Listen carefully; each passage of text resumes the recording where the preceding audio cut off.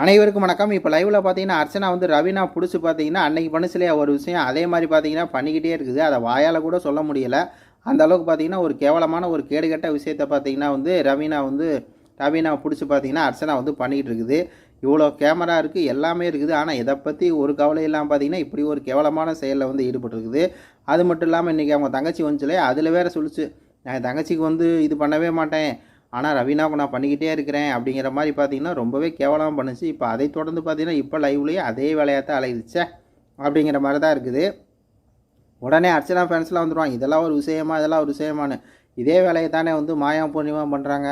அப்போ நீங்களாம் என்ன பண்ணுறீங்க அதெல்லாம் கேட்குறீங்களா? நான் கூட அதெல்லாம் கேட்டு ஒரு வீடியோ போட்டாலும் அது கூட வந்துட்டு ஆய் ஊயும்பாங்க. ஆனால் இதுக்கு வந்து பார்த்திங்கன்னா வாயே திறக்க மாட்டாங்க. அவங்க பண்ணால் தப்பு, இவங்க பண்ணால் சரியா, அப்படி கிடையாதுல்ல. யார் பண்ணால் தப்பு தானே.